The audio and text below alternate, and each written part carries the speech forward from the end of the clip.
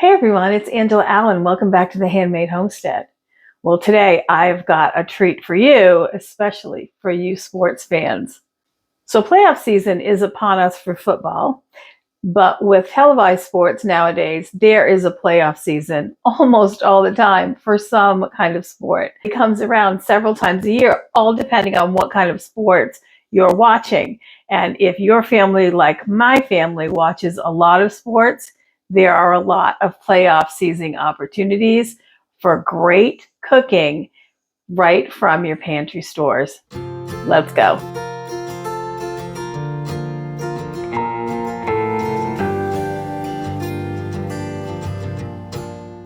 In celebration of playoff season, I have several really great recipes that I make straight from pantry staples that we have all the time. So I'm going to show you some of those recipes, and we're going to start that little mini series off today with pizza. We are going to do game day sourdough mini pizzas made from ingredients you've already got in your pantry. So you know that sourdough crust means that I started my sourdough bread recipe last night before I went to bed. And this is in the morning, just a little while before I went to make pizza for lunch. So last night before I went to bed, in my mixer bowl, I put 1 cup of room temperature water, 3 cups of flour. This is all-purpose flour. You can use bread flour. It really doesn't matter. A good 3/4 cup of very active and bubbly starter, though if my starter is not active and bubbly, I still use it because, hey, you know what? Hungry starter works just as well as fed starter does. Might take another hour or two to proof, but it works just as well.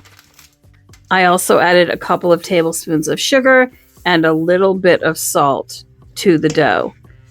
Let that mix right in my KitchenAid for probably about 8 minutes. Covered it up with my customary shower cap and a loose towel, left it on the counter overnight, and it absolutely did double in size by this morning.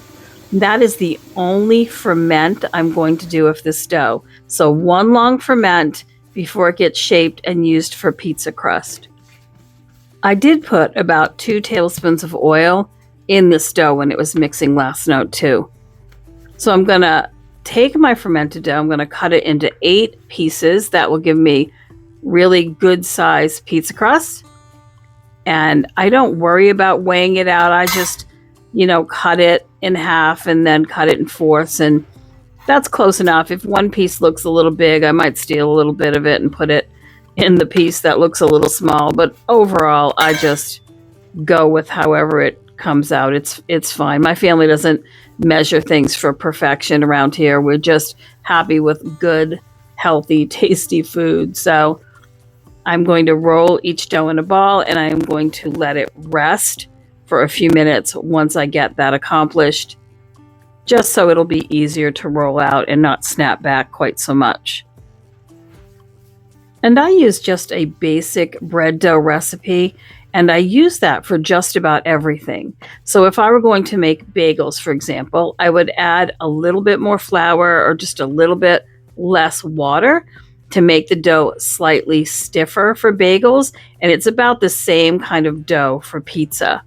If I want to make bread, I'm going to make sure the dough is just a little bit more hydrated.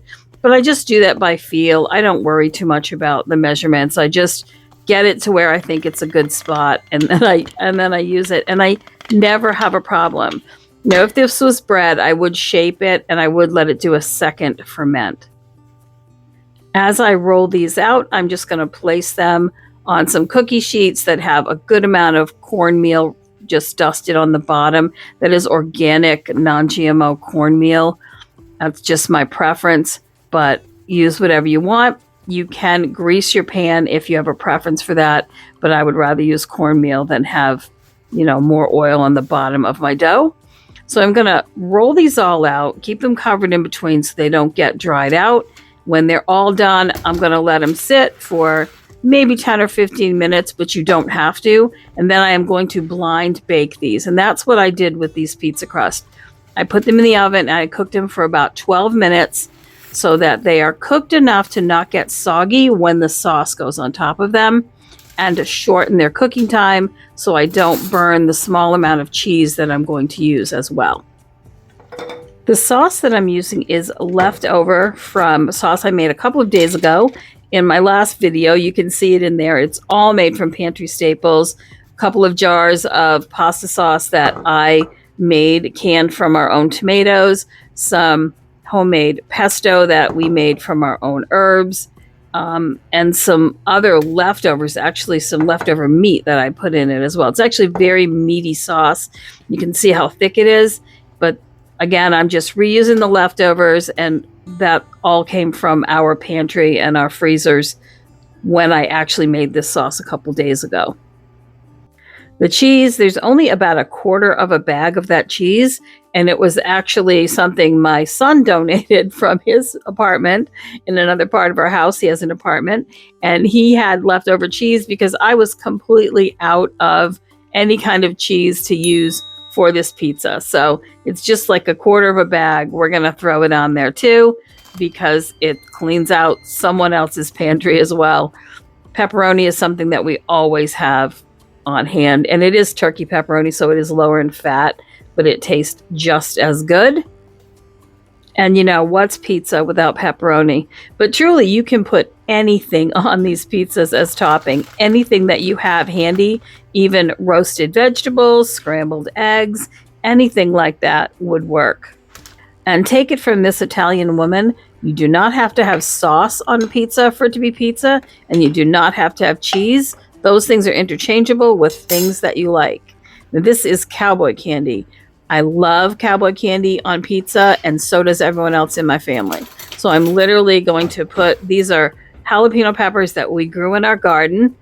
They are a little bit spicy, but not terribly spicy because I cut them with the not hot jalapeno peppers as well, but they're just classic Cowboy candy flavor.